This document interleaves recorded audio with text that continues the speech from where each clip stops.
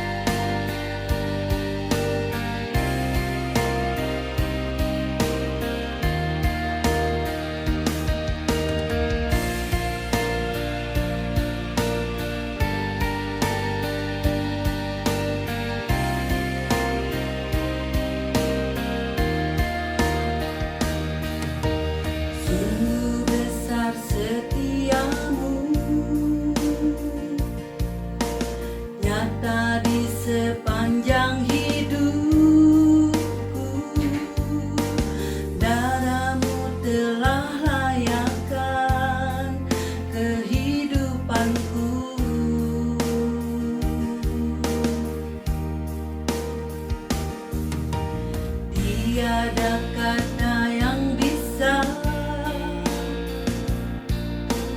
lukiskan indahnya Kau Tuhan. Bagimu segala pujian dan kemuliaan. Ku tinggikan Engkau Tuhan, lebih dari segalanya, lebih dalam ku menyembah, dalam roh dan kebenaran selamanya.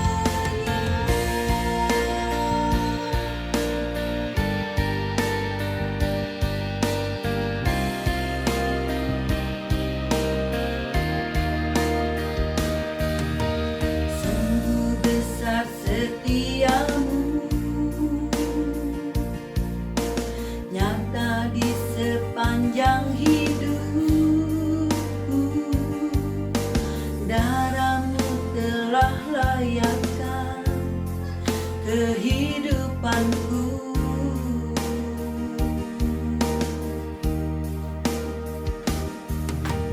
Tiada kata yang bisa lukiskan indahnya Kau Tuhan. Bagimu segala pujian dan kemuliaan. Ku tinggikan Engkau Tuhan, lebih dari segalanya, lebih dalam ku menyembah, dalam roh dan kebenaran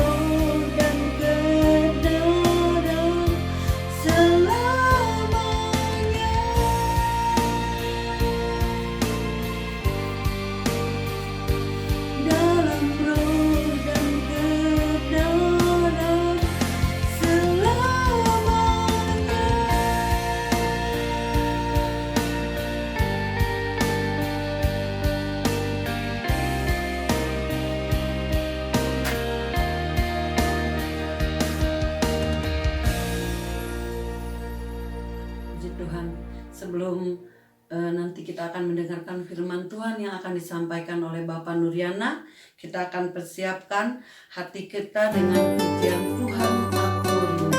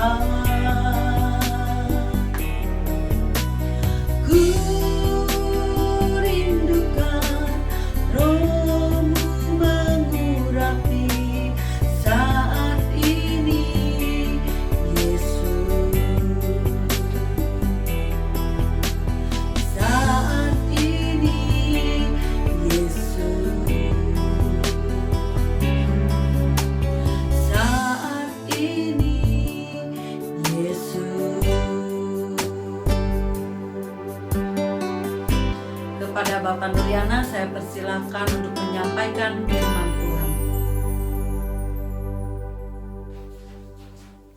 Bapak, Ibu, Saudara sekalian yang terkasih, Shalom. Tuhan memberkati Bapak, Ibu, Saudara sekalian. Saat ini kita mengadakan kebaktian online kembali yang keberapa kali, tapi hari ini dalam rangka kenaikan Tuhan Yesus tanggal 21 Mei kita merayakannya. Bagaimana kabarnya Bapak Ibu Saudara sekalian? Apakah Bapak Ibu Saudara sekalian sehat di rumah, diberkati, terus jaga kontak satu dengan yang lain ya, sehingga kita bisa bersekutu bersama-sama meskipun secara online, dapat mengetahui saling peduli satu dengan yang lain sebagai sesama keluarga besar Gereja Baptis Indonesia Maleber. Tuhan memberkati. Kita sebelum membaca firman Tuhan, mari bersama-sama berdoa untuk memulainya. Mari kita berdoa. Bapa di surga, kami bersyukur berterima kasih atas anugerah dan pemeliharaan-Mu. Dan pada saat ini kami boleh diberi kesempatan membaca, belajar firman Tuhan, merenungkan firman Tuhan bersama-sama di dalam ibadah kenaikan Tuhan Yesus. Ya Tuhan, biarlah saat ini menjadi saat yang indah, yang baik ya Tuhan. Roh Kudus boleh memimpin kami semua. Roh Kudus memberi kejelasan terhadap firman Tuhan yang kami baca, yang kami renungkan. Terima kasih atas semuanya ya Tuhan. Di dalam nama Tuhan Yesus kami berdoa. Amin.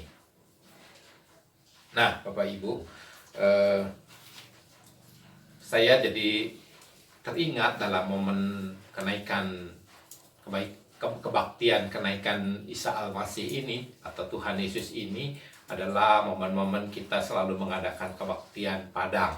Di tahun-tahun sebelumnya kita suka pergi ke suatu tempat keluar kota untuk mengadakan kebaktian dan bersekutu bersama-sama, dan itu merupakan momen-momen yang sangat indah, yang menyenangkan ya. Kita bisa jalan-jalan bersama, bisa berbakti di tempat di sana dengan udara sejuk, pemandangan yang enak, dan suasana yang lain ya. Dan tahun ini ya memang kita nggak bisa karena masalah pandemi corona ini ya, tetapi kita terus berdoa tahun-tahun yang akan datang kita bisa mengadakan kebaktian Padang kembali secara bersama-sama. Teruslah doakan ya supaya kondisi kita menjadi lebih baik bersama-sama. Nah, saat ini Bapak Ibu kita akan membaca firman Tuhan yang diambil dari Lukas pasal 24 ayat 50 sampai 53, dan Kisah Para Rasul pasal 1 ayat 1 sampai 11. Saya akan membacakan firman Tuhan ini bagi Bapak Ibu Saudara sekalian. Lukas pasal 24 ayat 50 sampai 53. Demikian bunyi firman Tuhan. Kenaikan Yesus. Lalu Yesus membawa mereka keluar kota sampai dekat Bitinia. Di situ ia mengangkat tangannya dan memberkati mereka. Dan ketika ia sedang memberkati mereka, ia berpisah dari mereka dan terangkat ke sorga. Mereka sujud menyembahnya, lalu mereka pulang ke Yerusalem dengan sangat bersuka cita. Mereka senang akan Allah. Lalu dari Kisah Para Rasul pasal 1, saya bacakan ayatnya. Sampai pada hari ia terangkat, sebelum itu ia telah memberi perintahnya oleh Roh Kudus kepada rasul-rasul yang dipilihnya. Kepada mereka ia menunjukkan dirinya setelah penderitaannya selesai. Dengan banyak tanda ia membuktikan bahwa ia hidup. Sebab selama 40 hari ia berulang-ulang menampakkan diri dan berbicara kepada mereka tentang kerajaan Allah. Pada suatu hari ketika ia makan bersama-sama dengan mereka, ia melarang mereka meninggalkan Yerusalem dan menyuruh mereka tinggal di situ menantikan janji Bapa, yang demikian katanya. Telah kamu dengar daripadaku, sebab Yohanes membaptis dengan air, tetapi tidak lama lagi kamu akan dibaptis dengan Roh Kudus. Maka bertanyalah mereka yang berkumpul di situ, Tuhan, maukah engkau pada masa ini memulihkan kerajaan bagi Israel? Jawabnya, engkau tidak perlu mengetahui masa dan waktu yang ditetapkan Bapa sendiri menurut kuasa. Tetapi kamu akan menerima kuasa kalau Roh Kudus turun ke atas kamu, dan kamu akan menjadi saksiku di Yerusalem dan di seluruh Yudea dan Samaria dan sampai ke ujung bumi. Sesudah ia mengatakan demikian, terangkatlah ia disaksikan oleh mereka, dan awan menutupnya dari pandangan mereka. Ketika mereka sedang menatap ke langit waktu ia naik itu, tiba-tiba berdirilah 2 orang yang berpakaian putih dekat mereka dan berkata kepada mereka, Hai orang Galilea, mengapakah kamu berdiri melihat ke langit? Yesus ini yang terangkat ke sorga meninggalkan kamu akan datang kembali dengan cara yang sama seperti yang kamu melihat dia naik ke sorga. Itulah firman Tuhan yang sudah kita baca bersama-sama. Firman ini ditulis oleh seorang murid Tuhan Yesus pada zaman setelah Tuhan Yesus naik terangkat ke sorga, yaitu oleh seorang Lukas. Nah, Lukas ini dalam menulis kejadian ini, sejarah Tuhan Yesus, adalah murid yang betul-betul dipakai Tuhan untuk menyatakan kebenaran. Jadi Lukas ini menulis berita ini, ya, menulis kejadian-kejadian yang ada pada waktu itu, pada zaman itu, untuk menyampaikan laporan kepada seorang yang bernama Theophilus yang mulia, ya. Nah, demikian bunyinya.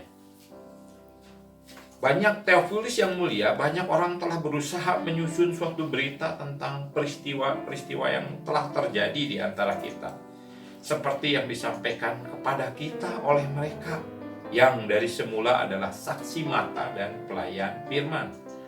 Karena itu, setelah aku menyelidiki segala peristiwa itu dengan seksama dari asal mulanya, aku mengambil keputusan untuk membukukannya dengan teratur bagimu, supaya engkau dapat mengetahui bahwa segala sesuatu yang diajarkan kepadamu sungguh benar. Jadi Bapak Ibu Saudara sekalian, satu pernyataan yang sangat penting bahwa apa yang kita dengar, apa yang kita baca tadi dari firman Tuhan adalah ya dan amin, bahwa Tuhan Yesus naik ke surga adalah satu kejadian yang nyata, yang sungguh-sungguh terjadi pada masa itu 2000 tahun sebelum hari ini, ya 2000 tahun yang lalu.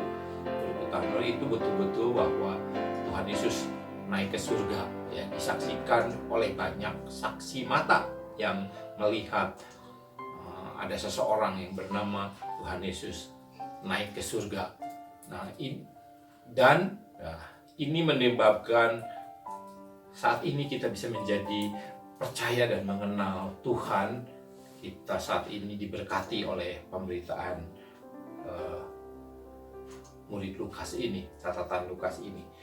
Dan kita tahu kalau kita memegang Alkitab, membaca Alkitab, kita bisa mengetahui dari mulai sejak awal penciptaan, bagaimana kejatuhan manusia ke dalam dosa, lalu bagaimana pernyataan kasih Allah dengan diberikannya hukum, diberikannya firman Tuhan melalui para nabi. Lalu kita tahu juga kedatangan Tuhan Yesus yang ke dunia ini, yang mengambil rupa seorang manusia, Allah yang mengambil rupa seorang manusia, firman menjadi manusia, lahir di Bethlehem, itu hari Natal kita tahu. Lalu Tuhan Yesus tumbuh mengajar kebenaran firman Tuhan pada bangsa Israel. Dan Tuhan Yesus itu kemudian mati disalib karena ya dia mengajarkan, menegur manusia, memenuhi rencana Allah, menyatakan kasih Allah untuk membereskan masalah dosa bagi manusia.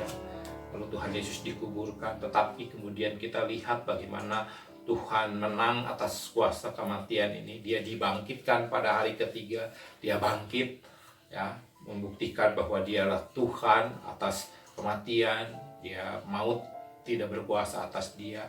Setelah dia bangkit, dia menampakkan diri kepada banyak orang. Dalam Alkitab dicatat lebih daripada 500 orang dia menampakkan diri selama 40 hari berturut-turut seperti yang kita baca. Jadi dia datangi semua muridnya, dia menampakkan diri kepada orang selama 40 hari, mengajar murid-muridnya selama 40 hari itu selama dia menampakkan diri. Lalu di suatu waktu, ya, Tuhan Yesus mengajak para murid-murid itu, ya, ke satu daerah namanya Betania di Yerusalem sana, untuk, ya, bersama-sama diajar. Lalu Tuhan Yesus memberkati mereka, mengurapi mereka, menitipkan istilahnya pesan ketika Tuhan Yesus kemudian naik ke surga. Dan satu hal dari ajaran yang terakhir dikatakan bahwa kita akan menjadi saksi bagi semua kejadian-kejadian peristiwa yang dialami. Menjadi saksi bahwa Allah itu peduli kepada kita, Allah itu bersama dengan kita, mengasihi kita, menebus kita, Immanuel gitu. Lalu kemudian bahwa murid-murid itu harus diberi kuasa, lalu diberi kuasa untuk menjadi saksi, dimulai dari Yerusalem, lalu Samaria, lalu sampai ke Yudea dan sampai ke ujung bumi, maka sampai kita kepada sekarang ini ke daerah kita. Itu adalah salah satu hasil dari para murid memberikan kesaksian, cerita bahwa Tuhan Yesus memang ada, Tuhan Yesus sudah mati, Tuhan Yesus disalibkan, Tuhan Yesus dikuburkan, Tuhan Yesus sudah bangkit, Tuhan Yesus kemudian menampakkan diri, membuktikan dia hidup, lalu dia naik ke surga. Lalu dia juga berjanji satu hal yang sangat penting, bahwa dia akan yang kembali. Jadi Bapak Ibu Saudara sekalian, kita di saat ini adalah di masa-masa akhir, yaitu masa sedang menanti janji dia bahwa dia akan datang yang kedua kali. Itulah yang membuat kita bisa hidup, kita bisa bersyukurlah hidup di dalam anugerah Tuhan untuk menantikan janji Tuhan, yaitu datang kembali untuk menghakimi kita. Nah, ini cerita tadi, bacaan Alkitab tadi itu betul-betul kita belajar bahwa ini adalah fakta sejarah. Ini membuktikan bahwa Alkitab yang ditulis, bahwa Alkitab yang kita miliki adalah firman Tuhan, ya dan amin. Bahwa ini adalah Alkitab yang patut kita percayai. Lalu kita percayai itu adalah kita bisa menerimanya, lalu kita mentaatinya, menjadikan sebuah kehidupan bagi kita, pedoman, terang, jalan bagi kita. Alkitab itu seperti itu. Jadi aplikasi dari kenaikan Tuhan Yesus ke surga itu mendorong kita supaya kita makin mencintai firman Tuhan Alkitab, makin punya satu dorongan kerinduan membaca Alkitab, karena setiap peristiwa, setiap kejadian yang ada di Alkitab itu merupakan ya dan amin. Itu sesuatu yang patut kita percayai, memiliki janji-janji yang luar biasa, dan janji itu pasti ditepati oleh Tuhan.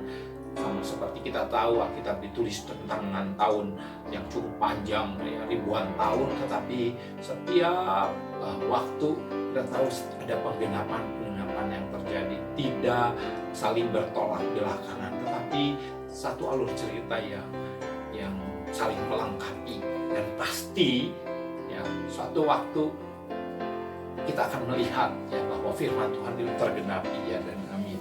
Itu satu renungan pertama yang bisa kita renungkan, bahwa kita harus mempercayai Alkitab kita dengan sungguh-sungguh. Saya membaca kemudian satu pendukung yang lain, yaitu rasul yang lain dari banyak murid dan yang menjadi rasul Tuhan, yang menyatakan bahwa kenaikan Tuhan Yesus ke surga itu merupakan sesuatu yang pasti. Adalah pernyataan Rasul Paulus di kisah 1 Korintus 15 ayat 3 dan selanjutnya.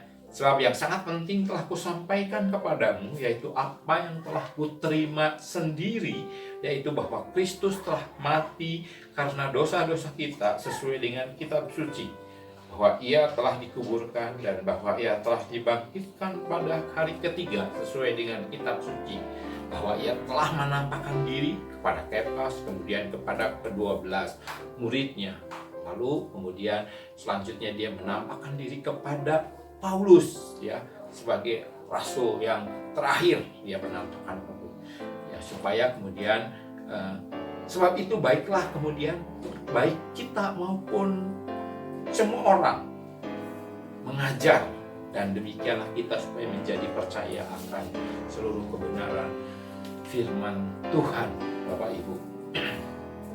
Itu hal yang pertama yang perlu kita tekankan. Kita mencintai firman Tuhan. Jadi jangan pernah bosan ya. Saya yakin firman Tuhan ini punya sesuatu yang luar biasa. Nah, berikutnya Bapak Ibu, kalau Bapak Ibu membaca tadi dari merenungkan dari misal dari Markus ya, kita lihat murid yang pertama yang menulis firman Tuhan, Markus. Pasal akhir berkata gini, sesudah Tuhan Yesus berbicara dengan demikian kepada mereka, terangkatlah ia ke sorga, lalu duduk di sebelah kanan Allah. Mereka pun pergi memberitakan Injil ke segala penjuru, dan Tuhan turut bekerja dan meneguhkan firman itu dengan tanda-tanda yang menyertainya. Nah, satu hal yang perlu kita dapat renungkan dari peristiwa kenaikan Tuhan Yesus itu bahwa Tuhan Yesus terangkat ke sorga dan duduk di sebelah kanan Allah. Dan ini menyiratkan bahwa Tuhan Yesus yang kita percayai adalah betul-betul Tuhan, bukan gelar yang kita jadikan saja, tetapi merupakan Yesus adalah Yesus Tuhan sesungguhnya. Karena ya dia bisa ke surga, jadi bisa dengan ya istilahnya dengan sendirinya, dengan seenak dia datang ke surga tanpa ada sesuatu yang mengganjal dia, menghalangi dia, bisa lalu duduk di sebelah kanan tahta Allah gitu ya, menjadi satu perantara, menjadi orang yang dipercayai, menjadi sesuatu yang dipercayai menguasakan segala sesuatu. Dialah Tuhan kita, yaitu Tuhan Yesus Kristus.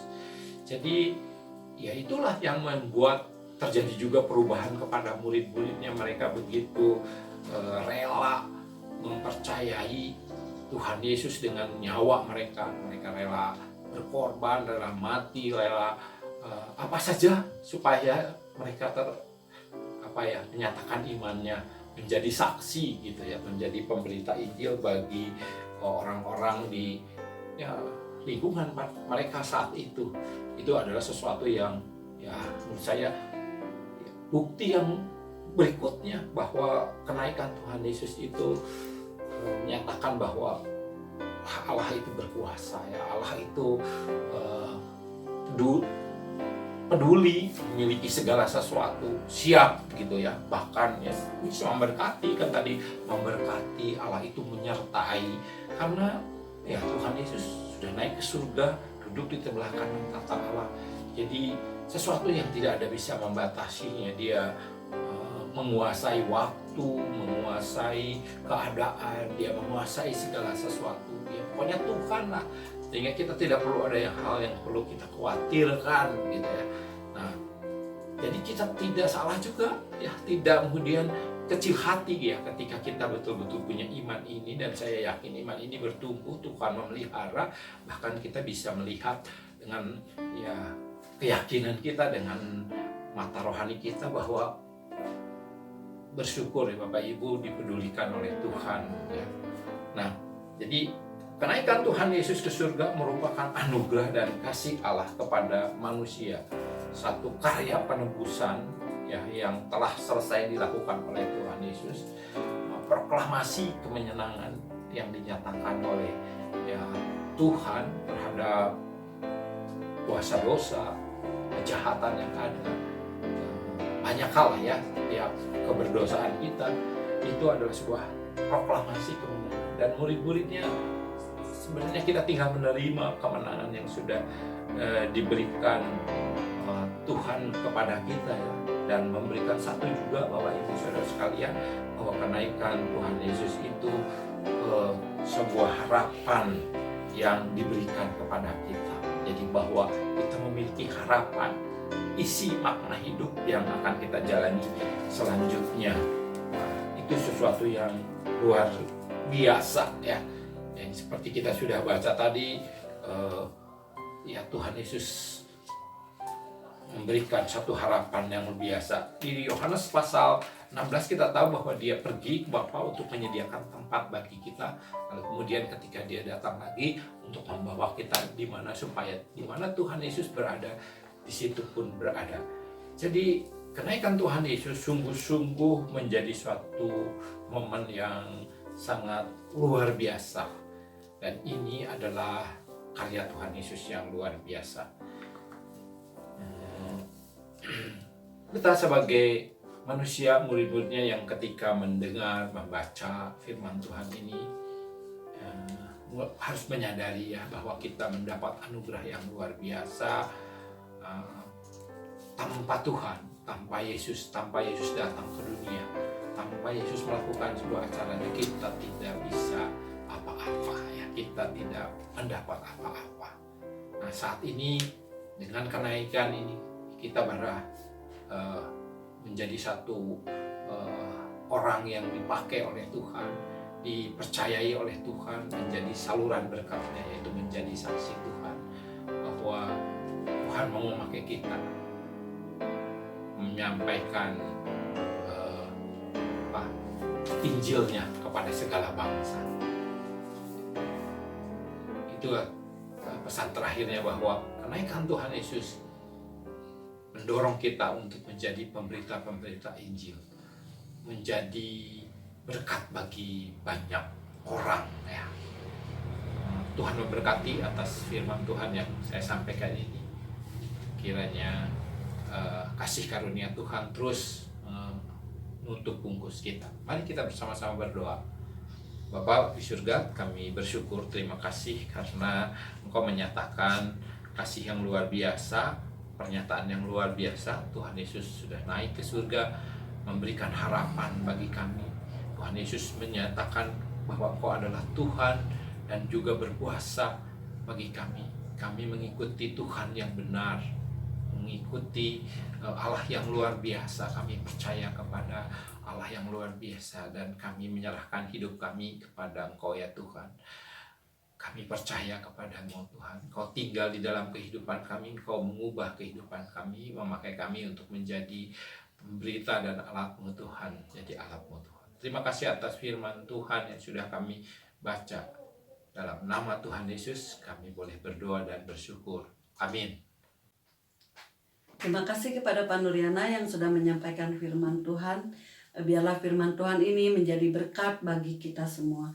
Kita akan mengakhiri kebaktian pada hari ini dengan memuji Tuhan sampai memutih rambutku.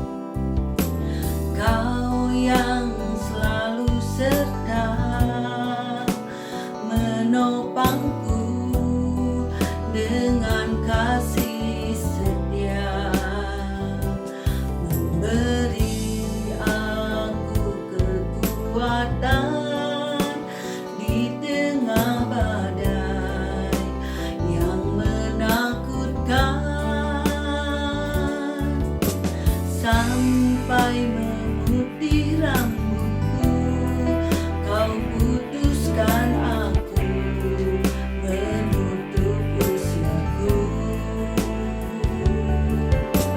Ku kan selalu menyembah-Mu, oh Yesus Tuhanku. Ku milik-Mu selamanya bagi-Mu.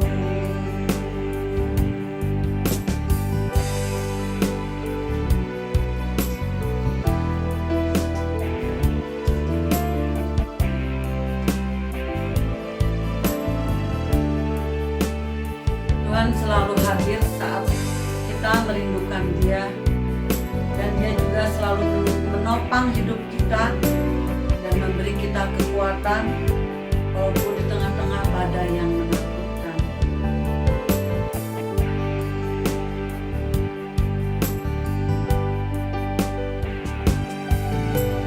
Kau selalu hadir saat aku rindukanmu.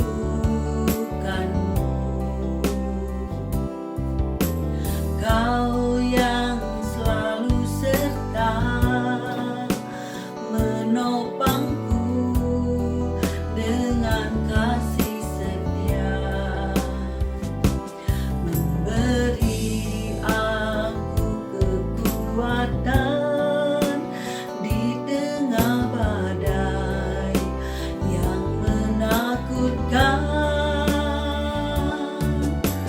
sampai memutih rambutmu kau putuskan aku menutup usiaku. Ku kan selalu menyembahmu, oh Yesus Tuhanku. Ku milikmu selamanya bagimu, sampai memutih rambutmu kau putuskan aku menutup usiaku. Ku kan selalu menyembahmu, oh Yesus Tuhanku. Ku milikmu selamanya bagiku.